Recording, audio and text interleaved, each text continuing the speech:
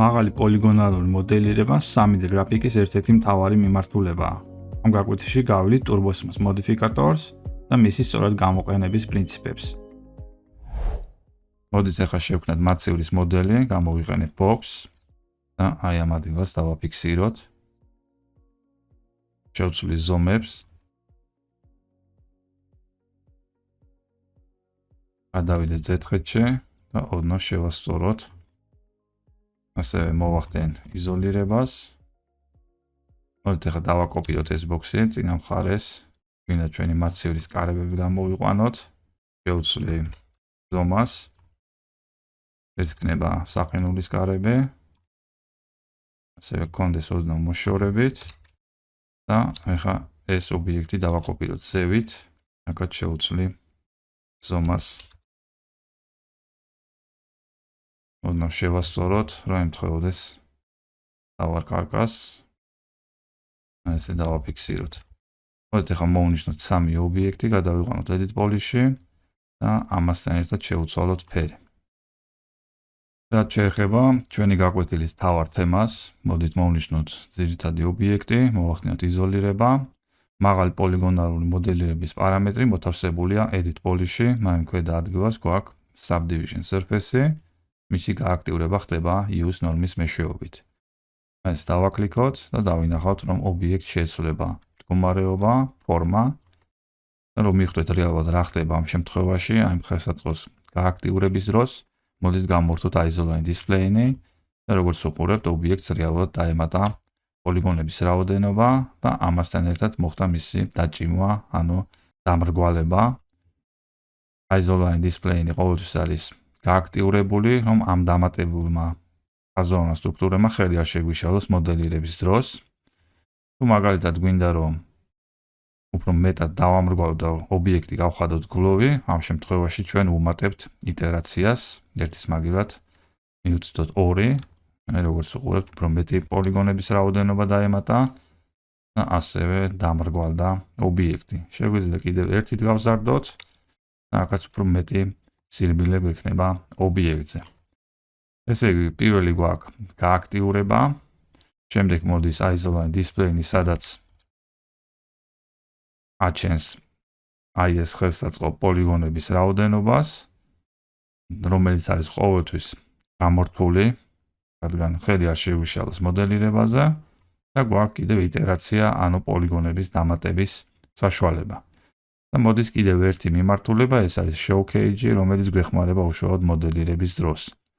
რომ გამოჩნდეს აი ეს ფუნქცია, აუცილებელია გავააქტიუროთ მონიშნვის რომელიმე მიმართულება, მაგალითად გავააქტიუროთ ხაზოვანი სტრუქტურა და როგორც უყურებთ, ობიექტს დაემატა გარშემო აი ეს show cage, სადაც გვიჩვენებს საწყის მდგომარეობას ჩვენი ობიექტის.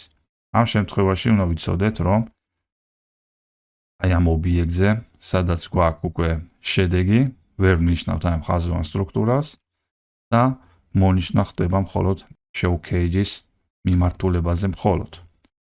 თუ დავაკვირდებით, მას გააჩნია 2 ფერი, ეს არის ყვითელი და შემდეგ მოდის უფრო ღია ყვითელი, რის შემთხვევაშიც, როდესაც მოვნიშნავთ ობიექტს, აი ეს ყვითელი ფერი უფრო ღიავდება და ამით ხვდებით, რომ გვაქვს მონიშნული რომელიმე ხაზი. მაგალითად, მოვნიშნოთ აი ეს კუთხე და გავწიოთ მისი მეშვეობით ჩვენ ვახდეთ ზემოქმედებას ობიექტზე. აი ეს ძირითადი პარამეტრებია, რაც უნდა იცოდეთ დაწყებისთვის, რომ მოახდინოთ უკვე ობიექტზე ზემოქმედება. მოდით ახლა ეს ყველაფერი გავიაროთ პრაქტიკაში, რომ მივხვდეთ რა პრინციპით მუშაობს ეს ხელსაწყო, subdivision surface-ი ამრგვალებს კუთხეებს და ჩვენ უნდა ვმართოთ აი ამ კუთხეების დამრგვალების რადიუსი. ზოგან შეიძლება იყოს ნაკლები, ზოგან უფრო მეტი, ამიტომ ამ ყველაფრის მართვა ხდება ხაზების დამატების მეშვეობით. მოდით მოვნიშნოთ 4-ვე კუთხე. ასევე გამორთავ აი ამ ხელსაწყოს, რომ მივხვდეთ რა ხდება რეალურად, აი ეს მოვნიშნეთ 4-ვე კუთხე და connect-ის მეშვეობით მოდით დავამატოთ ერთი ხაზი. ხაზის დამატებით უკვე იცვლება ფორმა, ანუ მცირდება იმრგვალე, კონდა აი ესეთი მომრგვალება და ხაზის დამატებით დაემატება კიდევ რამოდენიმე პოლიგონი და შემცირდება კუთხეების სიმრგვალე. თუ მაგალითად გვინდა რომ უფრო ნაკლები სიმრგვალე გქონდეს ზედა ადგილას, შეგვიძლია ეს ხაზი ავიტანოთ ზემოთ და როგორც უყურებთ, პოლიგონების კონცენტრაცია ხდება უშუალოდ ზედა ნაწილზე და ამასთან ერთად სიმრგვალის რადიუსიც მცირდება. ასევე ჩვენ ვიცით, რომ როდესაც ვიყენებთ subdivision surface, ეს ხელსაწყო პოლიგონებს ჭიმავს და აქედან გამომდინარე, აი ეს დამატებული ხაზი რეალურად არის მოთავსებული აი აქ, არის ქვემოთ ჩამოსული და ასევე რომ მართოთ უშუალოდ ეს ხაზი, შეგვიძლია ჩვენ მაგალითად მოდით გამორთავავ ამ ხელსაწყოს, ეს არის ჩვენი დამატებული ხაზი და როდესაც გავააქტიურებთ ფუნქციას, ქვევით რო არ ჩამოვიდეს, შეგვიძლია ქვედა ნაწილზე დავამატოთ კიდევ ერთი ხაზი და დავაფიქსიროთ მის ქვემოთ. ამ შემთხვევაში ჩვენ მაქსიმალურად აი ამ ხაზს დავაფიქსირებთ თავის ადგილას და აი ეს ახალი ხაზოვანი სტრუქტურა ჩამოვა ქვემოთ. როგორც უყურებთ, მივიღებთ აი ესეთ შედეგს. აი ეს არის ახალი დამატებული ხაზი ბოლოს რაც დავამატეთ, ხოლო წინა არის დაფიქსირებული თავის ადგილას. ესეც ერთ-ერთი ნიუანსია, რაც უშუალოდ გვადგება subdivision surface-ის გამოყენების დროს. იგივე შეგვიძლია გავიმეოროთ ქვემოთაც, მე იმიტომ ვთავ ხა აი ამ subdivision surface, რომ ხელი არ შეგვიშალოს დაწყებისთვის ცოტა რთულია showcase-ის ვიზუალით მოდელირება, ამიტომ გამორთავ, რომ მივხვდეთ პრინციპს, როგორ მუშაობს ეს ყველაფერი. კონექტით დავამატოთ ხაზი, ჩამოვიდან ქვემოთ და ეს ხაზი ზევით რო არ აიწიოს, ანუ არ დაიჭიმოს, დავუფიქსირებთ კიდევ ერთ ხაზს, აი ესე, დავაფიქსიროთ ეს უშუალოდ თავის ადგილას. ამ შემთხვევაშიც მივიღებთ უკვე იგივე შედეგს. გვაქვს მომრგვალებული სახით გარშემო და აი ამ სახით მაქსიმალურად შევამცირეთ, ანუ ვერტიკალური მიმართულებით დავამატეთ ჩვენ ხაზები. ეხლა უნდა ჩავამატოთ გვერდებზეც, რომ აი ეს სიმრგვალი არ კონდეს და მაქსიმალურად მივიღოთ ოთხკუთხა ფორმა თავისი მომრგვალებული კუთხეებით. აი ახლა მოვნიშნავ აი ამ ხაზებს, კონექტით ჩავამატოთ ხაზი, ეხლა ჩემფერით გავყოფ, რომ მივიტანო კუთხეებთან, დაახლოებით აი ესე და დავაფიქსიროთ. აქაც მივიღებთ აი ესეთ მომრგვალებულ ადგილს.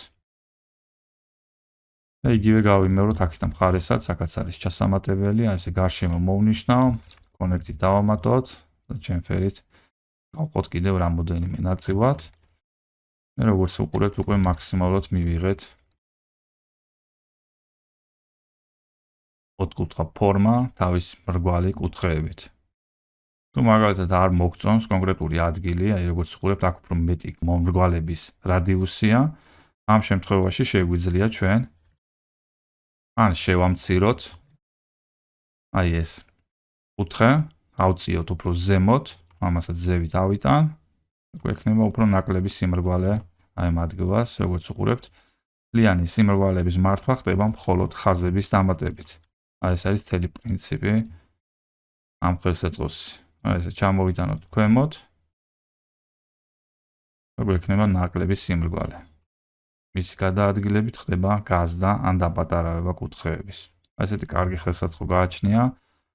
ეს წარმოადგენს უშუალოდ მაღალ პოლიგონურ მოდელირებას, იქიდან გამომდინარე, რომ რეალურად ობიექტს ემატება აი ამდენი პოლიგონები და ამასთან ერთად, აი როგორც უყურებთ, როდესაც ჩვენ ხაზებს გადავადგილებთ ზემოთ, კონცენტრაცია ხდება პოლიგონების უშუალოდ აი ამ ადგილას, აქ არის უფრო გაშლილად, აი როგორც უყურებთ, ნაკლებია აი ამ ადგილას, აქ კიდე აი ესე გამოიყურება, რომ ვიცოდეთ რეალურად რა ხდება ობიექტზე.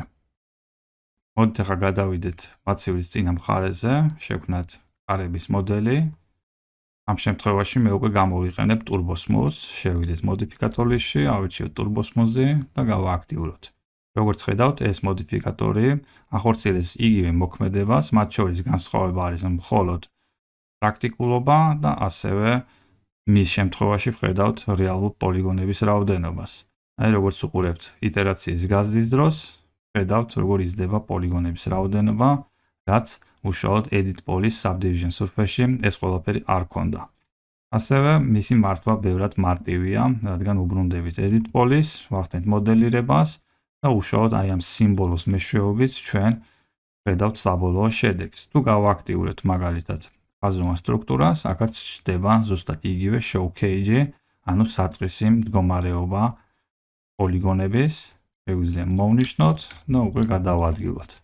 რაც შეეხება აი ამ პოლიგონების რაოდენობას, შეგვიძლია turbo-smooth-დან გამორთოთ isoline display-ის მეშვეობით, რომ ხელი არ შეგვიშალოს მოდელირების დროს.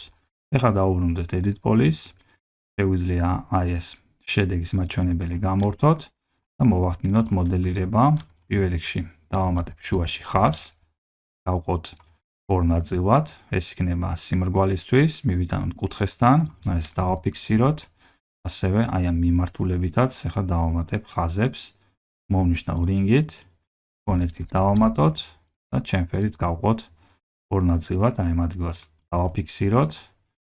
მოდით ოდნავ შევასწოროთ ეს ხაზები, აი ამ შუა ნაწილს მივიტან მარჯვენა მხარეს და ესეც ოდნავ გამოვწიოთ. ასევე გვჭირდება შუაში კიდევ ხაზების გაყოფა, მოვნიშნოთ, ჩემფერით გავყოთ და აი ამ ადგილას დავაფიქსირებ. პირველი გქონდა უშუალოდ სიმრგვალისთვის და მეორეს გამოვიყენებ, ანუ ამ დამატებით ხაზებს გამოვიყენებ უშუალოდ მოდელისთვის. ასევე დავამატოთ ვერტიკალურ მიმართულებით დამატებითი ხაზი, ამისთვის გამოვიყენებ მოდელირების მიმართულებიდან swift loops, რომ მარტივად ჩავამატოთ. ეს დავაფიქსიროთ და ეხლა მოდით მოვნიშნოთ აი ეს პოლიგონები. შეგვიძლია წავშალოთ. გადავალ ხაზოვან სტრუქტურაზე, მოვნიშნავ აი ამ კუთხეებს და გამოვიყვანოთ ფორმები. აქ ჩვენ დამატებით რომ შევქმნათ პოლიგონები, შეგვიძლია shift-თან ერთად ჩამოვიტანოთ ქვემოთ, როგორც უყურებთ, დაემატება ახალი პოლიგონების რაოდენობა. მაქსიმალურად მივიყვანოთ აი ამ წერტილთან, ეს დავაფიქსიროთ და ეხლა მოვნიშნოთ ვერტექსები და ველდით შევაერთოთ, რომ იყოს ერთი მთლიანი. ესე დავაფიქსირებ. ასევე აი ამ ნაწილს წინა მხარეს მოვნიშნავ და shift-ით ამასაც დავაკოპირებ და დავაფიქსირებ აი ამ ადგილთან, ოდნავ შევასწორებ. გადავალ ახლა ვერტექსებზე, მოვნიშნოთ და ველდით შევაერთოთ. ეხლა ბორერის მიმართულებიდან მოვნიშნავ მარტივად გარშემო ხაზოვან სტრუქტურას, ჩავიტანოთ ქვემოთ და კეფით დავხუროთ ეს ცარიელი სივრცე. როგორც უყურებთ, აი ესე მარტივად გამოვიყვანეთ ფორმები. მოდით ახლა შევხედოთ საბოლოო შედეგს, turbo-smooth-თან ერთად, როგორ ხდება დამრგვალება, მივიღეთ აი ესეთი სიმრგვალეები. ეს იქიდან გამომდინარე, რომ არ დაგვიმატებია კიდევ დამატებითი ხაზები, რომ ვაკონტროლოთ კუთხეების სიმრგვალეები. ამიტომ ჩვენ ეხლა გამოვიხენოთ swift loop-ი და დავაფიქსიროთ აი ამ კუთხის სიმრგვალეები, რომ შორ მანძილზე არ მოხდეს მათი დაჭიმვა, მაგალითად აი ამ ხაზების. აი აქ დავაფიქსიროთ ერთ მხარეს, შემდეგ მეორეზე. ამით ჩვენ შევამცირეთ აი ამ კუთხის დამრგვალება. შევხედოთ, თქონდა დაახლოებით აი ესეთი შედეგი და ხაზის დამატებით ჩვენ უკვე შევამცირეთ. ერთი და მთავარი უნდა ვიცოდეთ, რომ ხაზების დამატებით ვაკონტროლებთ კუთხეების სიმრგვალის რადიუსს. ეს არის მთელი პრინციპი ჩვენი turbo-smooth-ის. მთავარი მიხვდეთ აი ამ ყველაფერს და შემდეგ უკვე გაგიმარტივდებათ აი ამ ხელსაწყოსთან მუშაობა. ამ მიმართულებით ჩვენ დავამატეთ და შეგვიძლია ახლა ჰორიზონტალური მიმართულებითაც დავამატოთ, მაგალითად აი ამ ადგილას დავაფიქსიროთ, შემდეგ აი აქ დავაფიქსიროთ, აქაც დავაფიქსიროთ, რომ უშუალოდ აი ეს ხაზი არ წავიდეს, არ მოხდეს მისი დამრგვალება ზემოთ, ასევე ქვევითაც. ამ შემთხვევაში უკვე მეტად შევცვალეთ სიმრგვალე, ქონდა ესეთი მდგომარეობა და დამატების შემთხვევაში მეტად შევამცირეთ რადიუსი. აი როგორც უყურებთ, აი ეს ქვედა ხაზის ჩამოვიდა ქვემოთ, იმიტომ რომ არის დიდი მანძილი და მაქსიმალურად ხდება მისი დაჭიმვა. ამიტომ ეხლა ამ შემთხვევაში აი ამ ხაზს კიდევ დავუმატოთ ქვემოთ დამატებითი ხაზოვანი სტრუქტურა, რომ დაფიქსირდეს თავის ადგილას. აი როგორც უყურებთ, უკვე შემცირდა. ქვევითაც გავიმეოროთ იგივე.